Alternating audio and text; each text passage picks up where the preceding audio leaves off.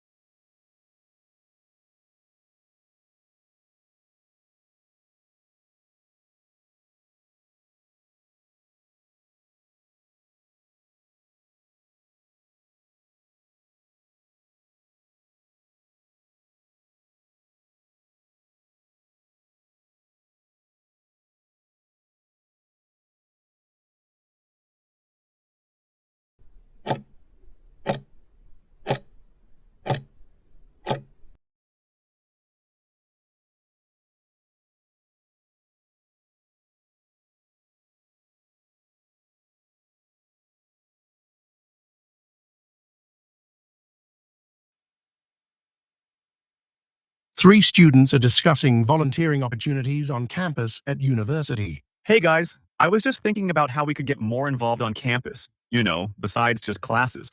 Volunteering seems like a really good idea, but I'm not totally sure where to begin. Are there any easy ways to find out about stuff like helping with student events or something like that? Oh, totally, Liam. The student union usually has loads of stuff listed, especially when term starts. They often need help with things like orientation, or charity events, or even just general office work. And sometimes, different departments look for peer mentors or research assistants, which can actually be really good for your CV. That's good to know, but honestly, I'm a bit worried about the time. With all the coursework and exams, I hardly have any time for myself, let alone taking on more stuff. Is it really worth trying to fit in more tasks if it means less time for studying? I get that, George, but I think it's more than just an extra task. Volunteering can actually help with stress, by giving you a break from studying and a sense of purpose. Plus, you meet loads of new people and learn skills you wouldn't in a lecture. Even just an hour or two a week can really make a difference. You've got a point about meeting people and learning skills. I hadn't really thought about it like that. My biggest problem is still knowing what to volunteer for. Sometimes the information just feels all over the place, and it's hard to work out what would actually fit what I like or my schedule without a massive search. That's true. It could definitely be better organized. I actually heard there's a campus-wide volunteering fair coming up next month, which could be a good place to find everything in one spot. They usually have stands from local charities, campus groups like the Sustainability Club, and even off-campus places that work with the uni, like reading programs for local schools. A fair sounds perfect. That would make it so much easier to compare options and actually chat with people directly about what's involved. I'd also really love to find something linked to my major, like helping out in a lab or with a professor's research, if anything like that ever comes up. Exactly. And don't forget about the community side of it. It's not just about what you get, but also what you can give back. Helping out at the campus food bank, for example, really helps other students. And it just creates a super positive vibe. Okay, you've convinced me. The fair sounds like a good place to start, and I can see the good in giving back now. I'll definitely check it out, especially if there are things that fit with my studies or even just helping with short events. Thanks for the info, guys.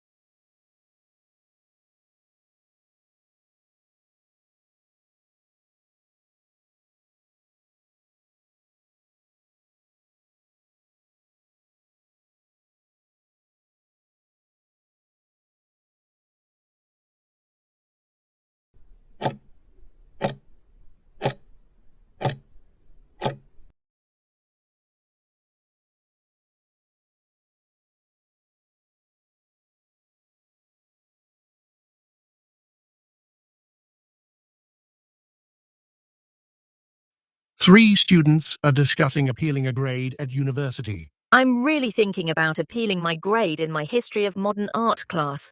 I just got a C+ on my final essay, and I honestly thought I'd done way better, like a B or even an A-.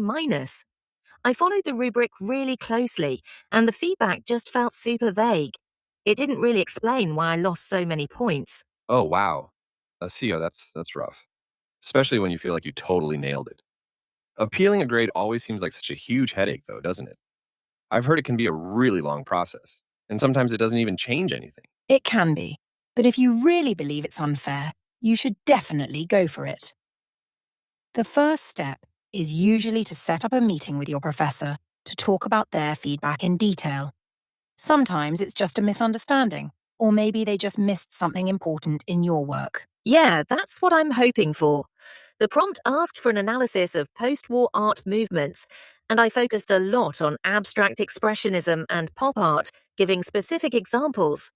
But the professor's comment was just lacked depth, which doesn't really help me get why it went wrong, especially since I cited all my sources properly. Yeah, lacked depth is super unhelpful feedback. I totally get that. If talking to the professor doesn't make things clearer, then you'll need to officially appeal. That usually means putting together a really detailed case. You'd have to show things like the original assignment, the rubric, and any emails or chats you had with the professor. Exactly. Having all your documents is key. Make sure you point out specific parts in your essay that match the rubric or the assignment prompt, which you feel weren't properly recognized. Try to present it as a professional academic question, not just a complaint. Show them your reasons and where you think they might have misunderstood something. I'm still a bit worried about how it might affect my relationship with the professor, even if I try to be super professional about it. But I just can't let a grade that feels wrong stand, especially when it impacts my GPA. I've already saved the assignment prompt and the rubric, so I've got that ready. That's a fair concern, but most professors understand that students have the right to appeal. Just stick to the facts and focus on the academic reasons behind your work. You've clearly put a lot of thought into this, and your detailed points will speak for themselves. Absolutely. Remember, it's about standing up for your work and making sure you get a fair assessment. Don't be afraid to clearly say why you think your grade should be higher and back it up with evidence. We're here to help if you need to brainstorm ideas or go over your points before you talk to them.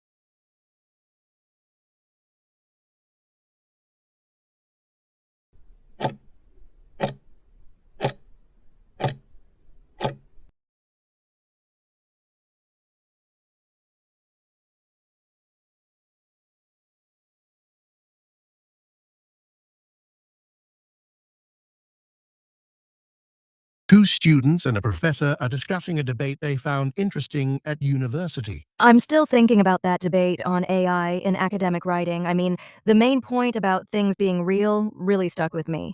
If students can just get essays from AI, how do we know what they actually understand? It feels like it ruins the whole idea of showing what you know and how you can think for yourself. That's a really good point, Sarah. I saw a lot of students agreeing with that, but I think the debate also showed how AI could be a useful tool, not just a shortcut. Like for people who don't speak English as their first language, or those with learning difficulties, it could be a really good grammar checker or a brainstorming partner. So it could make things fairer in some ways. I agree with Professor Roger on that. The point about making things easier for everyone was really strong. I also thought the idea about AI giving you more time for deeper research was interesting. If you're not spending ages on basic sentences, you could really get into more complex analysis, couldn't you? But that's where I get a bit stuck, Arya. If students aren't doing the hard work of putting sentences together or finding the right words, are they really learning to communicate well? It feels like we're getting someone else to do the very process that helps us think critically.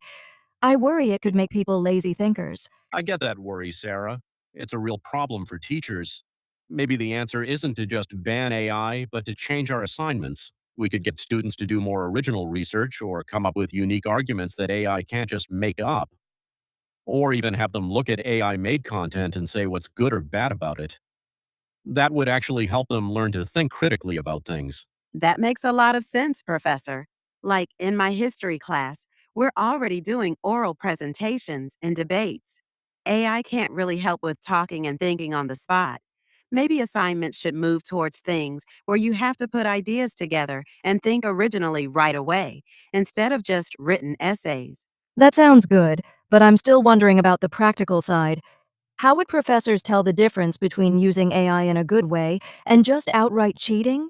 And what about students who can't afford to pay for good AI tools? It could create a new kind of unfairness with technology. Those are big problems, Sarah, and the debate definitely didn't have easy answers. It's a talk we'll need to keep having as technology changes. Universities will need clear rules, and we'll have to think about making sure everyone has fair access to these tools if we expect students to use them correctly. Exactly. What I think is most important is that it's not really about if AI is used, but how it's used. We can't stop it now, so we just need to figure out how to use it in a good way. It's definitely going to change how we learn and how we're taught.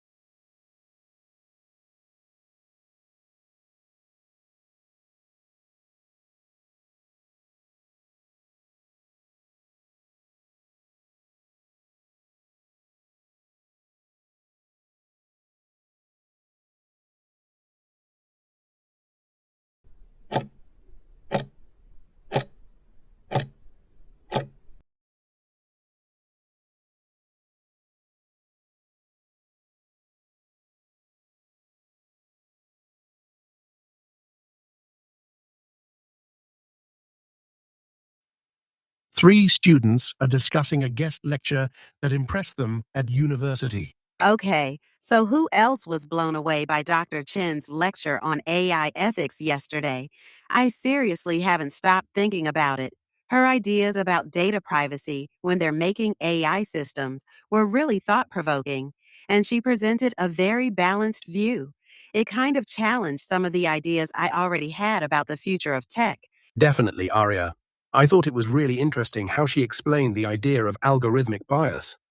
It's something we've talked about in our comp sci classes, but she showed it with real-world examples that made it so much clearer. I mean, thinking about how those biases can accidentally hurt vulnerable communities was a huge wake-up call. I agree, George. What impressed me most wasn't just what she talked about, but how she presented it. She made such a difficult topic easy to understand and engaging, even for someone like me who's not from a tech background. The way she did the Q&A, too, was amazing. She answered every question so completely and respectfully, which isn't always the case with guest speakers. Yeah, the Q&A was great. I also liked that she didn't avoid the controversial parts. A lot of lecturers usually skip over the really tricky ethical problems, but she just went right into them. It felt less like a lecture and more like a really deep, open discussion, which is something I rarely experience. Exactly, George. It's changed how I see my own research project for next semester. I was planning to only focus on the technical side of machine learning, but now I'm seriously thinking about adding an ethical part to it. Her talk really showed how important it is to be responsible when we're innovating, which is something I think every field needs to consider. For sure, Arya. As a law student, it made me think about the future laws needed to control these technologies. We're now studying data protection, but her lecture showed me how quickly that area is changing and how much more complicated it will get. It's almost a lot to take in, but also really exciting to think about being part of that. That's a great point, Jessica. It really showed how these issues involve many different areas. I mean, you need tech knowledge, but also legal, philosophical, and sociological views to deal with them well. I've already signed up for the follow-up workshop she mentioned. I can't wait to look more closely at practical solutions. Me too, George. Honestly, it was one of those lectures that doesn't just give you information, but actually completely changes how you think. It's so refreshing when a speaker isn't just saying facts, but really makes you think critically and get involved. I'm just so glad I went. Couldn't agree more, Arya. It felt like it was special to be there. It's definitely made my expectations higher for what I expect from guest lectures now. Hopefully, the university brings more speakers of her quality in the future because that really made an impact.